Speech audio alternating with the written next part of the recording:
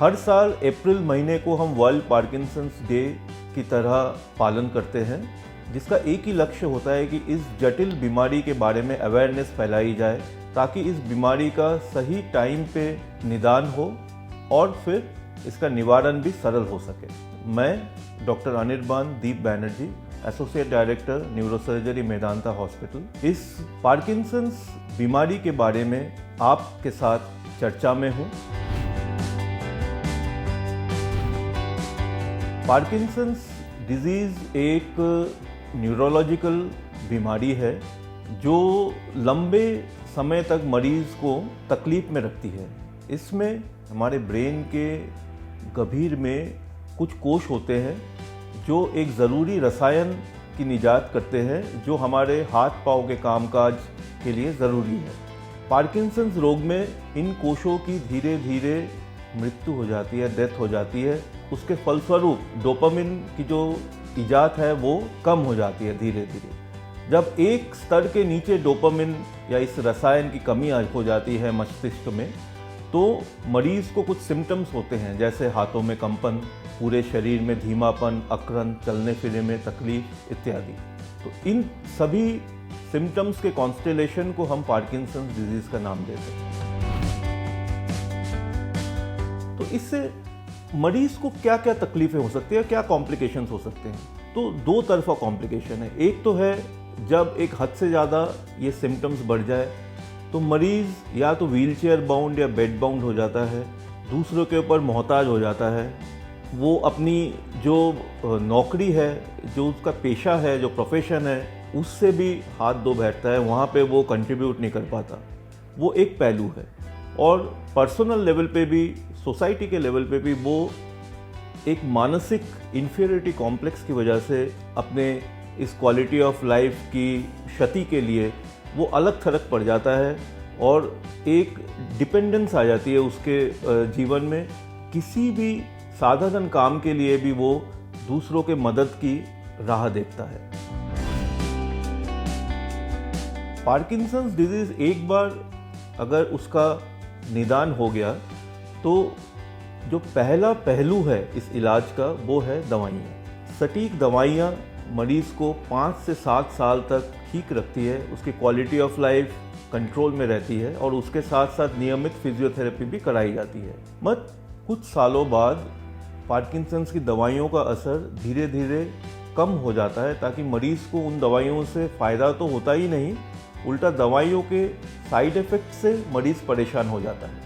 इस समय पे आके एक नायाब सर्जरी है जिसका नाम है डीप ब्रेन स्टिमुलेशन सर्जरी या ब्रेन पेसमेकर सर्जरी, जो ऐसे मरीज़ जो सोसाइटी से अलग थलग पड़ चुके हैं उनको वापस मेन स्ट्रीम सोसाइटी में लाने के लिए इस सर्जरी को हम करते हैं और इसके बहुत ही अच्छे रिजल्ट्स हैं।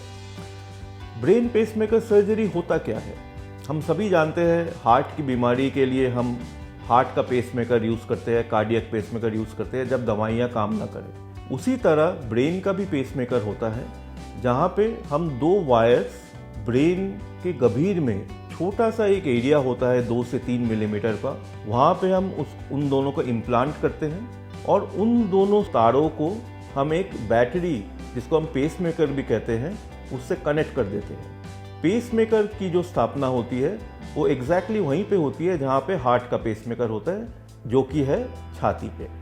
जब उस पर्टिकुलर दिमाग के कोश, क्षतिग्रस्त कोश में स्टिमुलेशन जाता है करंट का, तब धीरे धीरे मरीज़ के जो सिम्टम्स है पार्किंसंस के वो कम होने लगते हैं और वो फिर से स्वावलंबी हो जाता है, इंडिपेंडेंट हो जाता है बिना किसी एडिशनल दवाई के। इनफैक्ट जब ये सर्जरी हो जाती है तब साल 2 साल में दवाइयों की मात्रा 70 से 80% तक कम भी हो जाती है ताकि उन दवाइयों के साइड इफ़ेक्ट्स से और मरीज़ को परेशान ना होना पड़े।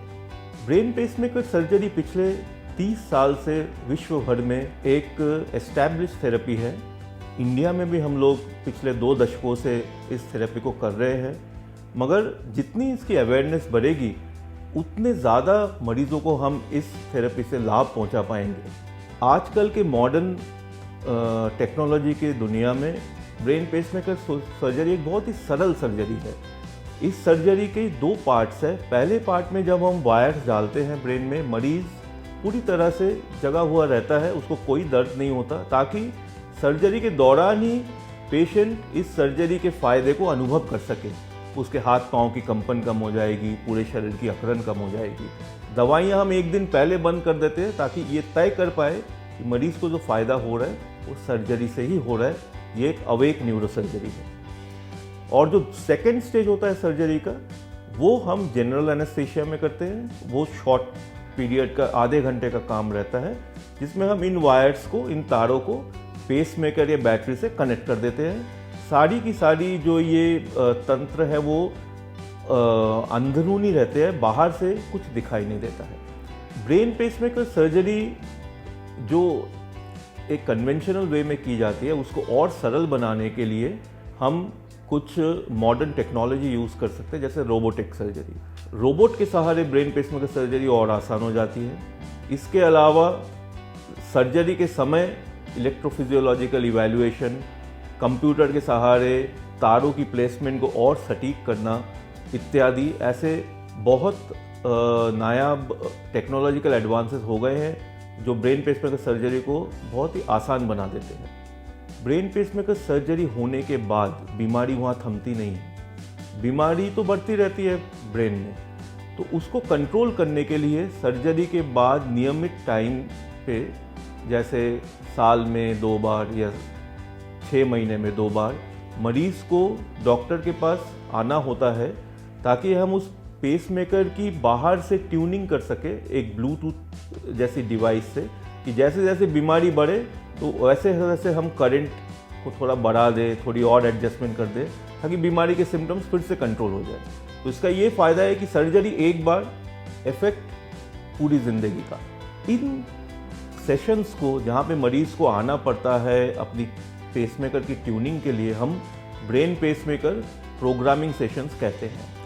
मगर अभी जो हमारे दूर दराज के पेशेंट्स हैं, उनको इन प्रोग्रामिंग सेशंस के लिए भी फिजिकली आने की ज़रूरत नहीं है।